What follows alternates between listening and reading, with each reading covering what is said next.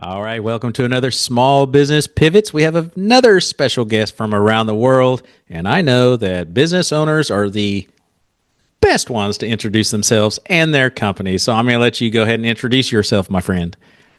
Yeah, so my name is Andreas Pettersson. I am originally from Sweden, moved to US about 11 years ago, and I've been a tech CEO, tech founder, and I've been an executive for 10 years. And I made a lot of mistakes as someone who started from scratch and grew the company to a 9-figure valuation before it was merged. And I decided to leave that space behind and go help others. Fantastic. Well, how do you think we're going to help our listeners today? Hopefully, I will be able to show people the value of being honest with yourself, the value of being vulnerable and then develop a deep emotional intelligence when it comes to leadership and how you do business decisions. Because if you truly understand yourself, you don't make as many emotional driven decisions and more logical driven decisions that lead you to take action and get results way quicker. That's a good one because I know a lot of business owners who make what we call knee jerk reactions and they usually have to pay for it later. So let's introduce the show real quick and we'll be right back. Welcome to Small Business Pivots, a podcast produced for small business owners. I'm your host, Michael Morrison, founder and CEO of Boss, where we make business ownership simplified for success. Our business is helping yours grow. Boss offers business loans with business coaching support. Apply in minutes and get approved and funded in as little as 24 to 48 hours at businessownershipsimplified.com. All right, welcome back to Small Business Pivots. You were fixing to say something before we briefed for the intro. What was that? I saw you were eager to get on it. I would say that the word curiosity is the biggest miss people do within businesses in general. They stop being curious and they start letting fear creep in. And you said something that just made me realize that when people do the knee-jerk reactions, it's good that they're curious. And I emphasize curiosity is king, but you have to think, what if the opposite is true? So as soon as you get that feeling as a small, medium-sized business owner, and you just I'm going to put all the, we're going after this. This is the best thing ever. Stop and ask yourself, what if the opposite is true? And try to get curious and get as many people's opinions in as possible. Because otherwise, you're just going to do, like you said, a knee-jerk reaction that you're going to suffer on later on. And many founders are, we all know it, visionaries.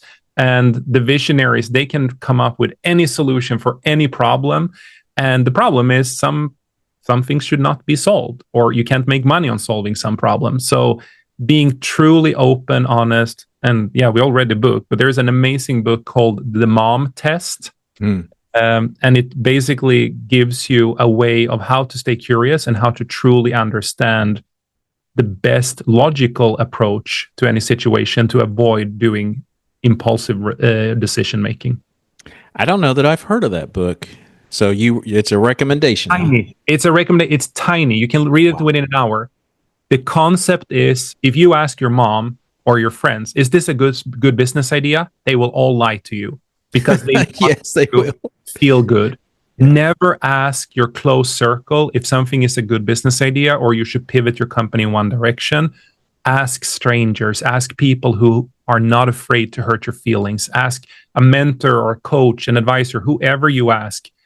But ask and run small experiments, but never ask your mother. And that's sort of why the book is called The Mom Test. That is funny because on Shark Tank, Mr. Wonderful always asks, who bought this from you? Take it outside and shoot it.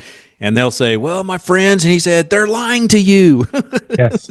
It's that concept. What the book teaches you, though, is how to run experiments and how to ask in a non-emotional, non-subjective way in order for you to truly get the answers you want to have before you run down a path.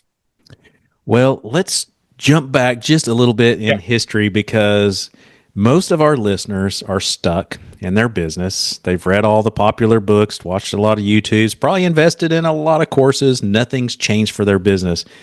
Something you said earlier that caught my attention was 9 figures.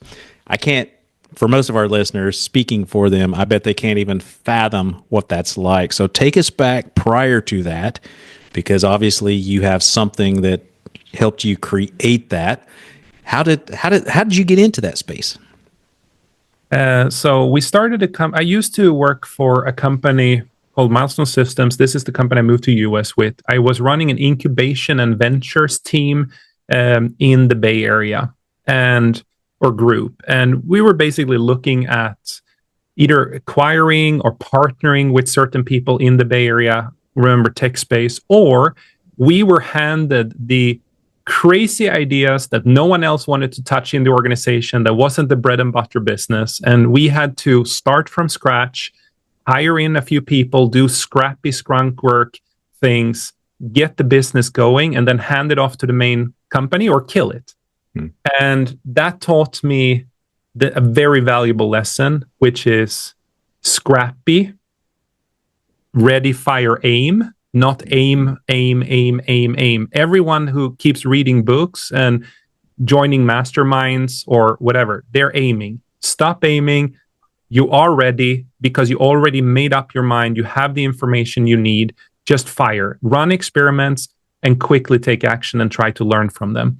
But anyway, that's what I learned there. And then one of these ideas became so big that we realized we got to go raise capital for this, and we got to make it a bigger initiative. So we actually spun out a separate company. I started out as the CTO, Chief Product Officer. Due to certain events, I became CEO pretty quickly.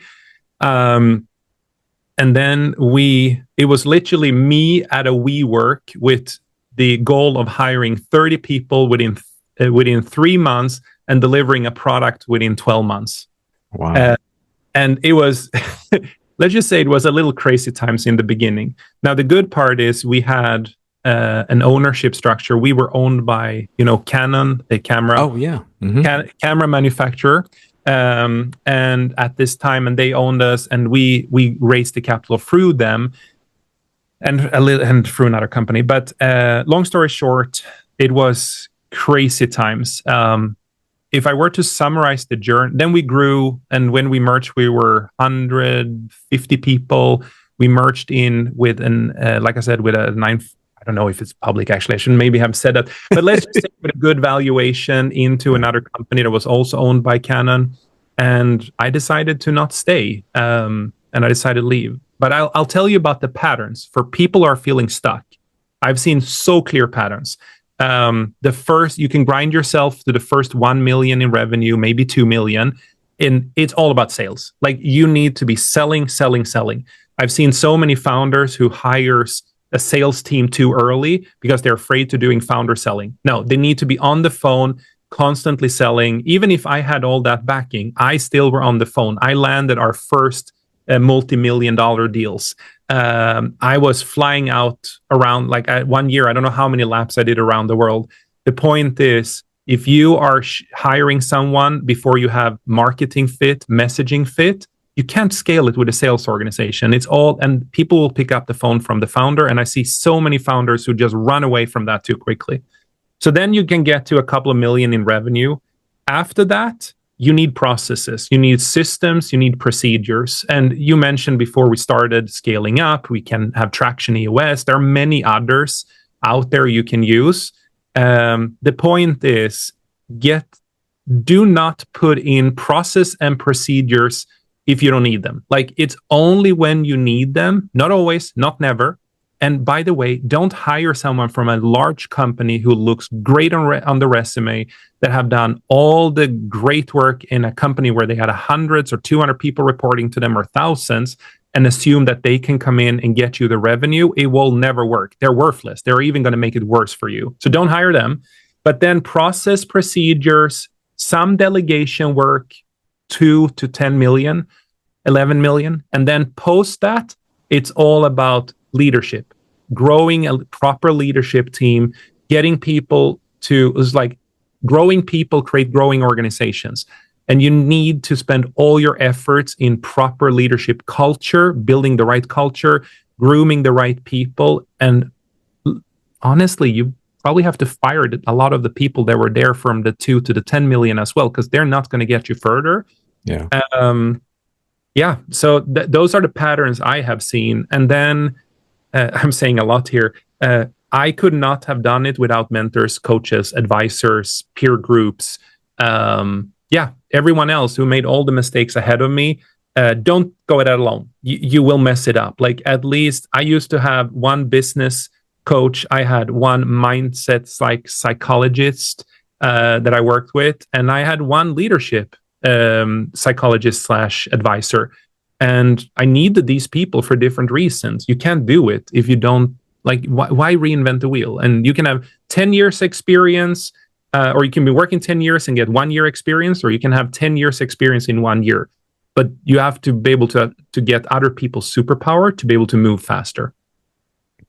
Woo. That's info. Sorry. No. One question. Take us back to where it started. But the pattern has been so clear. And I've sat in so many CEO peer groups, so many other entrepreneurs around me. Like, that first mistake people make, like the skipping founder selling, or trying to establish a channel when you don't have product and messaging fit. Crazy. And it's waste of time. Like, you should be selling until you have product and messaging fit. You should be selling along with whoever you hired in sales and marketing. I say woo, because that's everything I coach and preach to small business owners.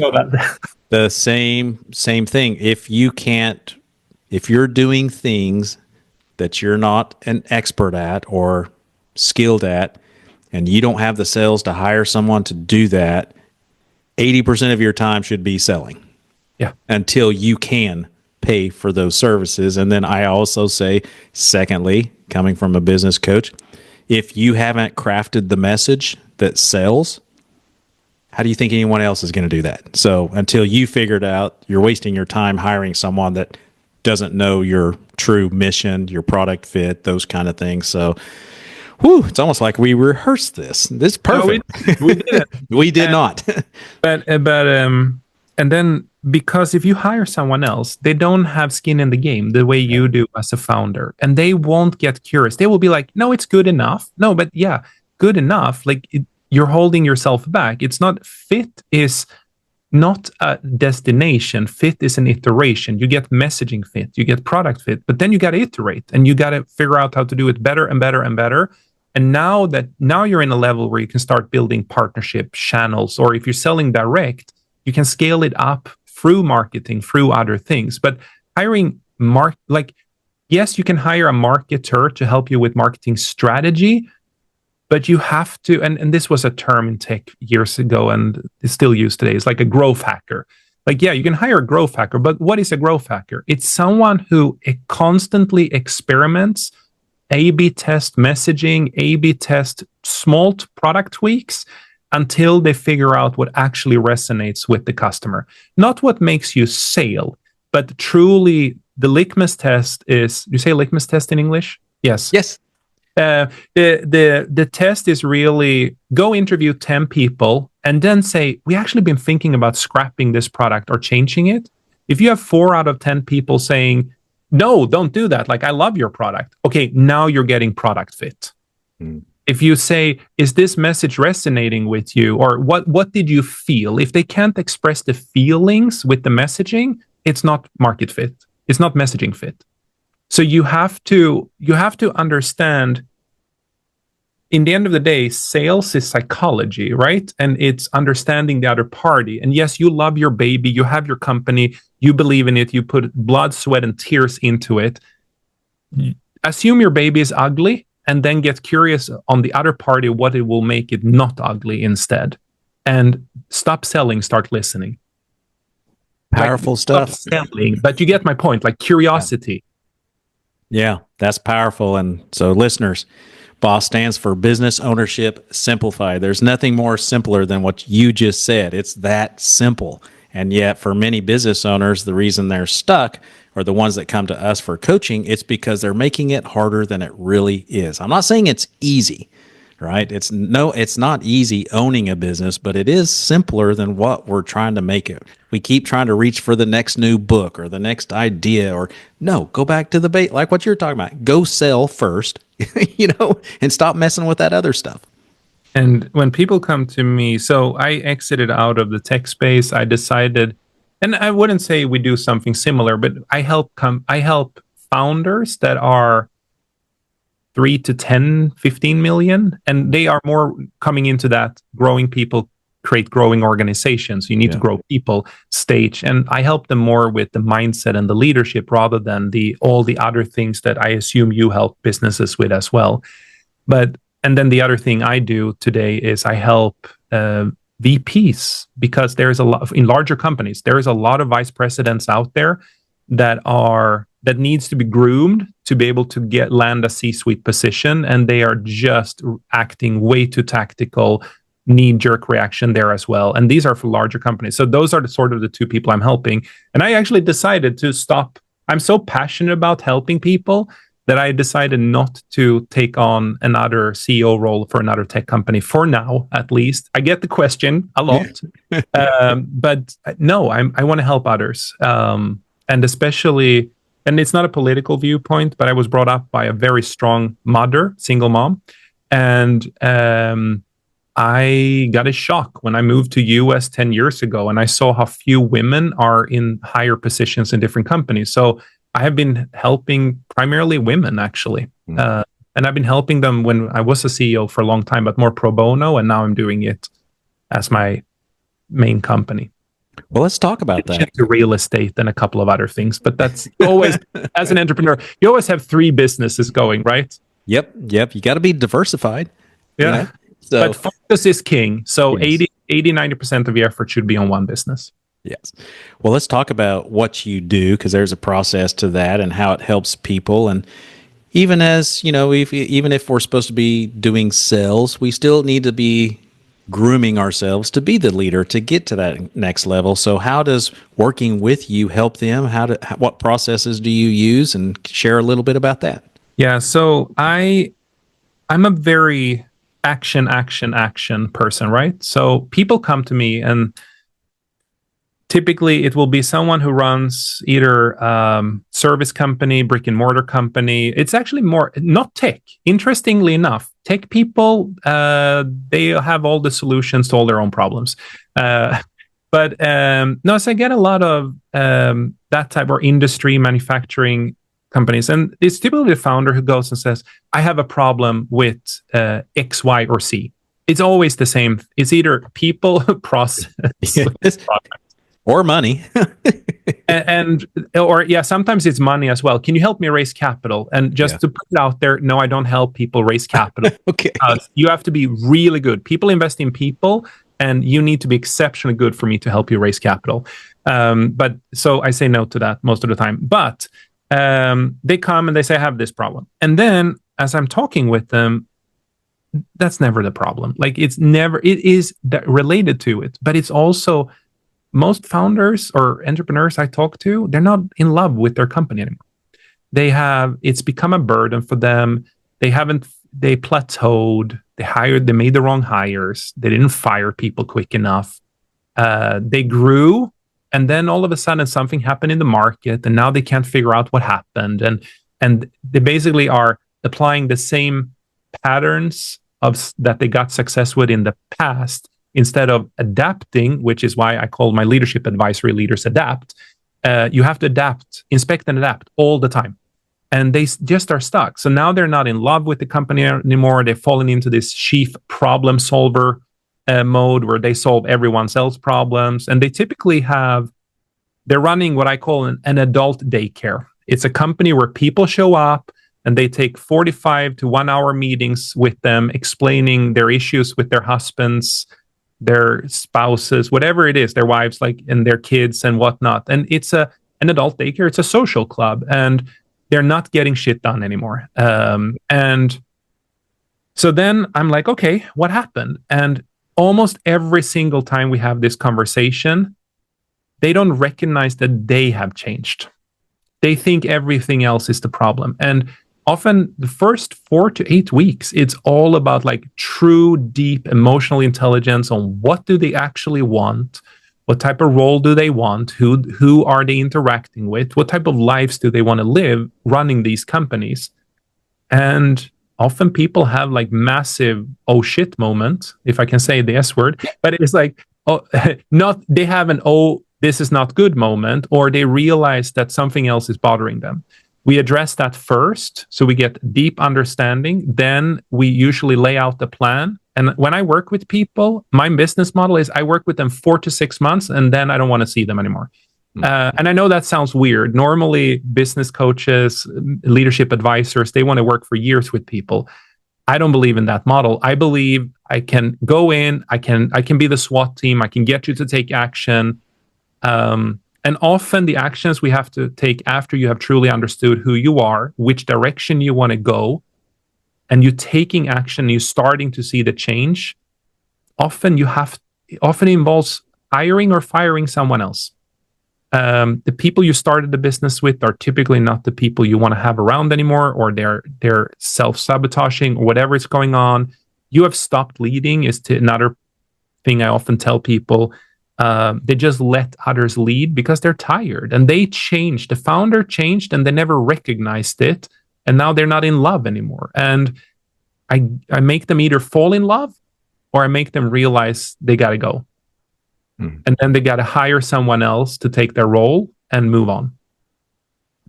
So those are usually the process. And then after we outline the business strategy, we outline the changes needs to be made.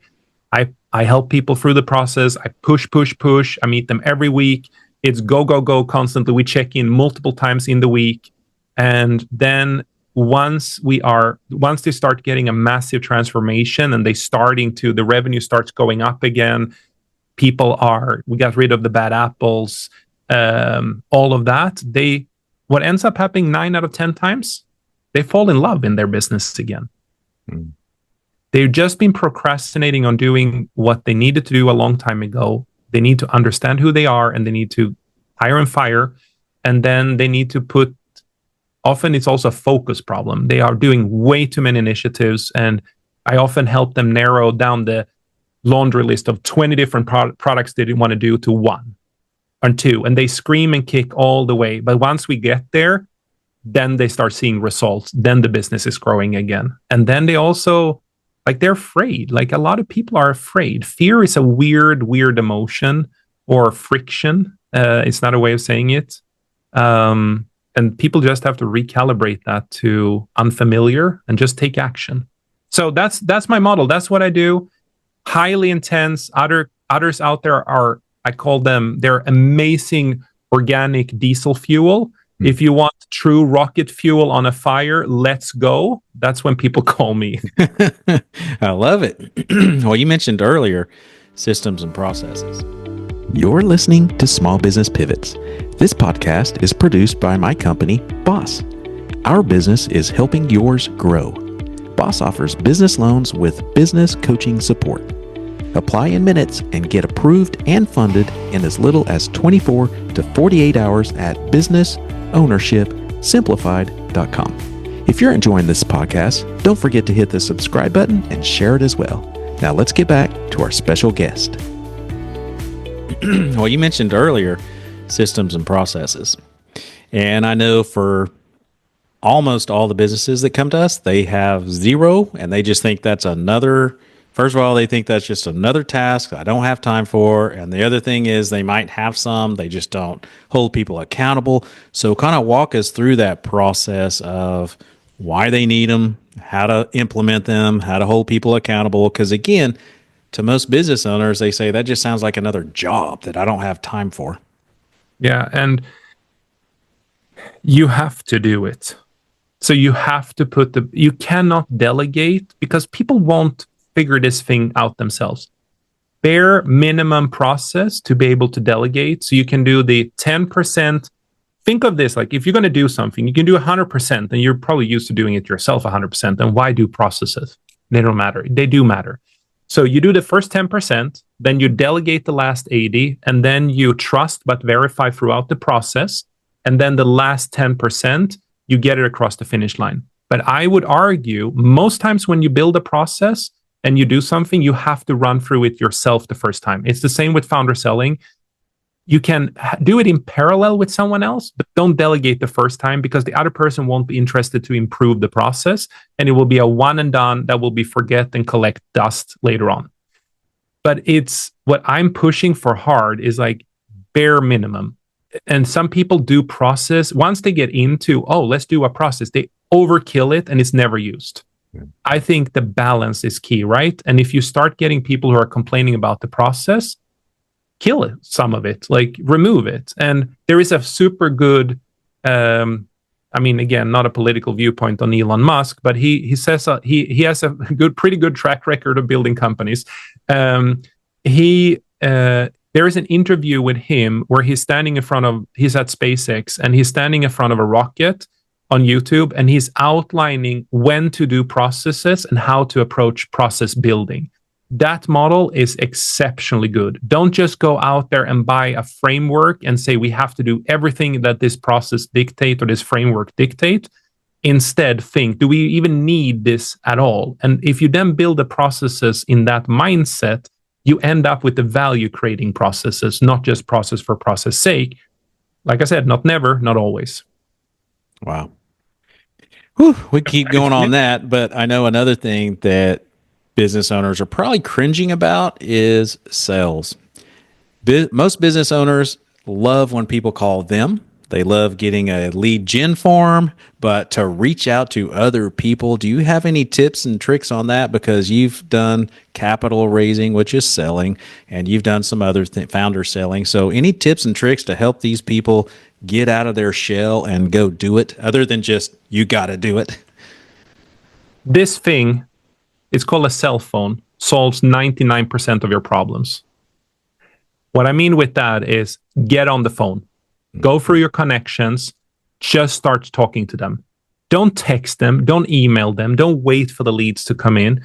Just pick up the phone and start calling people. And I told one person I'm helping right now the other day, she's like, oh, I can buy lists and I can work with this third party and they will generate the leads for me and blah, blah, blah. And like, no, you don't want them represent. Like, how many people do you have in your phone book? And she's like, over 2,000, because she worked in a job where she had a lot of connections. I was like, okay, what do you think? How many of them would buy your product? I'm trying not to explain who this is, by the way. Yeah. So how many people would buy your products? And first he was like, oh, and I was like, okay, by the way, you don't have to sell them. Let's just assume that you had the best salesperson in the world and they got your phone connections. How many people would buy it?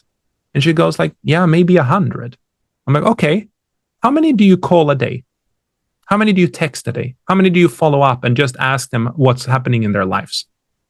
Well, I do maybe one a week. I'm like, yeah, that's your problem. You have 2,000 connections. You can call 5 people every single day. After 2 weeks, you would have learned more than sitting on your ass in front of your inbox, waiting for them to call you for the next 3 to 6 months. In a week, you can learn more.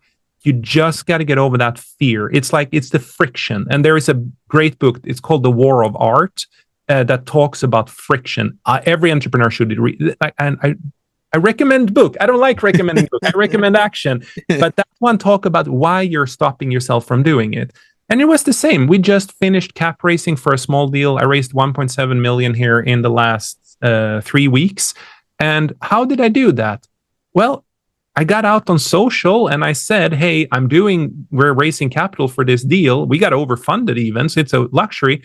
But in the first week, not much happened. So what did I do? I picked up my phone. I started calling people. And I'm like, hey, I got this amazing deal. I really think it would be good for you. And because I'm not selling, yes, I am selling cap racing, but I'm helping them. I'm helping them to get more value. And that's the mind screw up a lot of people think. They think it's salesperson who's calling to sell you a vacuum cleaner, or solar panels is the modern version. No, that's not what you're doing. You're helping create more value for them if they were not, because they won't be able to know about it unless you call them. It's the classical, you were at the bar and someone been drinking too much. You take away their keys. It's the same here in the sales. How you should look at it is you're taking away their keys to make an informed or uninformed decision by themselves. And you're just informing them You're driving them to the destination and showing them why they get more value out of it. Don't talk about you, talk about the value you create for them. And all of a sudden, you'll have a bunch of people who want to buy your product and be interested in it. But pick up the phone. Like, it's that simple. Is this in your wheelhouse, by the way? It looks like you're sitting and nodding. Yeah. I love it. It's, again, business ownership simplified. You're making it very simple. I say many times, because I'm also hired from time to time to be a fractional kind of sales director, because they're not quite big enough to have someone leading their team. And I say that all the time. Did you call them? They go, well, I emailed them. Did you call them? Well, no, I sent them a text. Did you call them? I just keep repeating. Did you call them? No, I'll call them next week.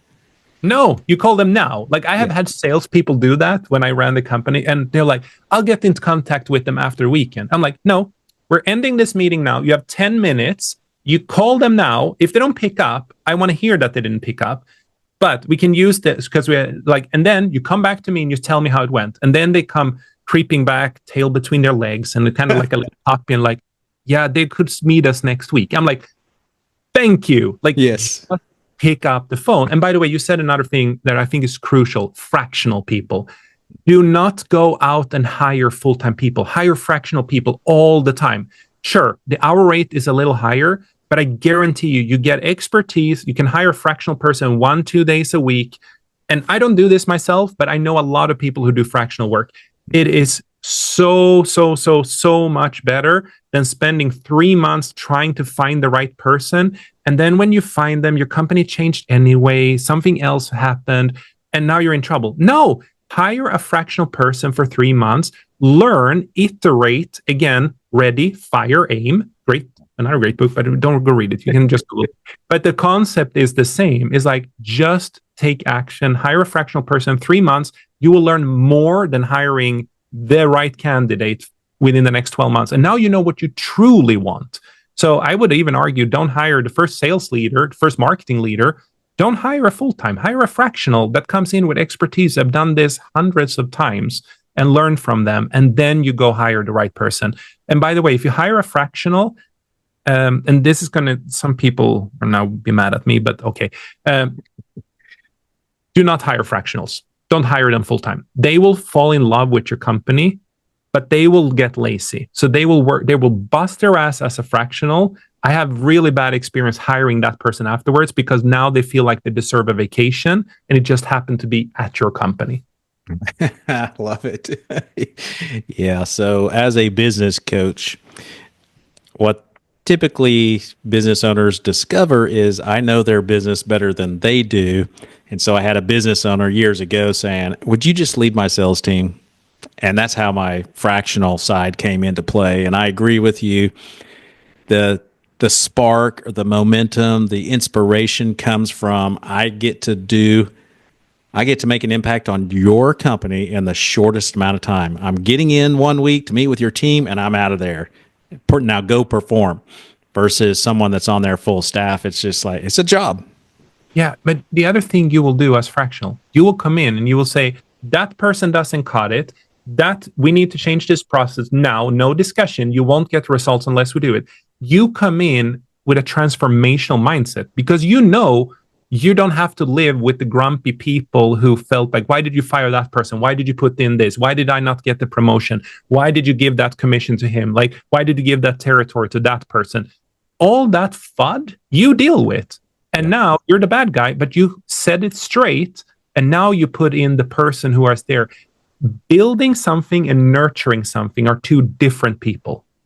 And I think fractional are exceptionally good to come in and do a transformation, build it up, and then hire the right captain to run the ship after that. How is the best place? I know there's a lot of people probably want to learn a lot more about you and your insights. Where's the best places to go do that? I have a website called leadersadapt.com. Every time I help a client, I try to, or it's a repeatable problem, I try to write a blog post about it. It's short and precise. The other thing is, go follow me either on LinkedIn or on Instagram. I put up a little different content. Instagram is more life and everything else mindset, while LinkedIn is a little bit more professional. But I'm Andreas, the CEO on both of them. And I just started a YouTube channel, and the reason it's early days, and I do have one leaders adapter, Andreas, the CEO. You can find me there as well. I also been building so much course content about leadership fundamentals that a lot of people are missing. And I'm going to start putting that out for free on YouTube here in Q2. Very cool. Well, we talked about sales, we talked about processes, we talked about a lot of things. You just mentioned mindset. You just opened up another Pandora box. So can you help us with mindset? I know that's a very large topic and a lot of people have self-doubts and whatever else. But what are some high level, here's 2 or 3 things that can get you over the hump? I think the number one thing is stop looping. So I meet a lot of entrepreneurs and I help a lot of entrepreneurs and VPs and executives in general that they're spending more time on what can go wrong rather than, like, 95% of their time is worrying sometimes, I feel like, or doubting their own abilities or their self-worth. I have 3 exercises that have been super powerful for me. One of them is Mel Robbins' 3-second rule, can be applied in any situations, or 5-second rule, which is count out loud, 5, 4, 3, 2, 1. Stop, and you stop the negative thoughts. You stop the overanalyzing, analysis paralysis, the looping, and you just take action. Move to a different room. Like if you've been procrastinating going to the gym, or you've been procrastinating on making a business decision, like, no, count backwards. And every time you find your brain drifting, because a lot of people also that are entrepreneurs have ADHD or ADD. They just need to stop themselves sometimes on all the other things and just what really matters. So counting outwards makes your brain stop feeling, and you have to do something logical. And now you sort of reset your brain and you go do it. Like, just start again, start again, start again, start again. The second thing I highly recommend is start listening for the positives. A lot of people that have self-worth or confidence problem, they have negative cognitive bias to looking for the negatives. I often ask people that I work with, write down on a Post-it note, or go write it on your bathroom mirror with a Sharpie. Every time someone says something positive, or any time something good happens in your life, you have to write it down. And every time something negative happens, literally, and I have these tools on my desk for a reason, because I do them, set a timer. You have 10 minutes to feel sorry about yourself, then we're moving on. And I think doing that allows people to focus on the positive, because now you're doing that constantly and you're searching for the positives in every interaction instead of the negatives. And then I think every morning, I have stopped keeping my cell phone in my bedroom. And the reason is I grab it the first thing in the morning. Otherwise, keep it in another room. You can buy it. These analog clocks have been around for a long time. They work. Keep pen and paper by your bed, but start every morning with visualizing, remembering why you started your business. It's your goals, it's your affirmations. Depending on if you're into philosophy or religion, do your thing that works for you in the morning, and then read all the positive things you have heard and said about yourself for the last 30 days, every morning. Why? You're priming your brain to look for the positives in life, in any situation. And now you use the timer to stop yourself on the negative and the looping. Just that exercise is massive. And then end of each day, reflect. How many things did I really hear that was positive? Did I really take them down? Do I have them for tomorrow morning? Did I live and lead my company purposefully today? Did I get stuck with distractions, or did I have my ADHD moments and I ran off? Or did I actually take the decisions that truly mattered? Or did I just distract myself with other things? And what can I do to do it a little bit better tomorrow? You write that down before you go to bed and read that the first thing in the morning. Read and also write down how you felt in that moment before going to bed, when you realizing that, I should have done this, and you kind of procrastinate or whatever it was. capture the emotion, and then tell yourself we're not going there in the morning. Doing those it's small things. It takes a few seconds. I have seen people turn around from self-worth issues, confidence issues, to within 3 months of doing these exercises, going around saying, I'm a badass, like I got this. I love it. And growing their businesses. Like it's all, because here's the thing, in the end of the day, if you as a leader are not in control of your emotions, everyone will pick up on it instantly. And I'm not saying you're not supposed to feel. I'm saying the opposite. Feel, but choose what you choose to express to others in an emotional way, because you're distracting people. If you're distracted, you're distracting everyone else. Everyone will notice this instantly. I'm a big philosophy person. This book I'm about to show is really hard. And you're going to spend a lot of time reflecting. And if you read this without taking action, never contact me. I don't want to talk to you. But it's called How to Think Like a Roman Emperor. Ooh. It's the biggest mindset shift that I did. And it's been used a lot, so it's a little bit worn. But just the chapters here, I think any entrepreneur should read this. How to speak wisely, how to follow your values, how to conquer desire, how to tolerate pain, how to relinquish fear, how to conquer anger. Follow the things that are in this book. Massive change, massive mindset change. Well, we're on the same page of that and we can't let me finish with a quote. It has to be you, but I do have to share this because it's so appropriate. I say all the time to my business owners, one of the first things we do is I make them agree and commit until you change, nothing around you will change. And that's what you're talking about. Work on yourself, and then everything else happens.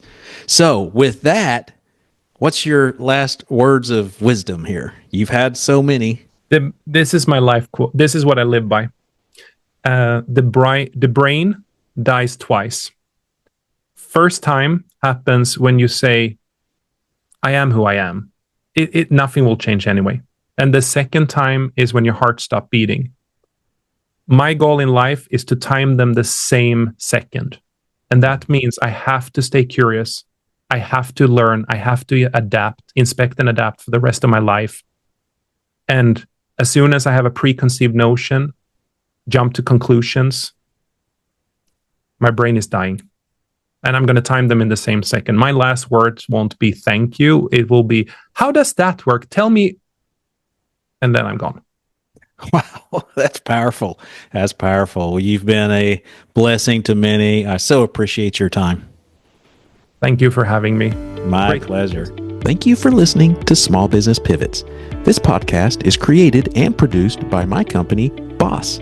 Our business is growing yours. Boss offers flexible business loans with business coaching support. Apply in minutes and get approved and funded in as little as 24 to 48 hours at businessownershipsimplified.com. If you're enjoying this podcast, don't forget to hit the subscribe button and share it as well. If you need help growing your business, email me at michael@michaeldmorrison.com. We'll see you next time on Small Business Pivots.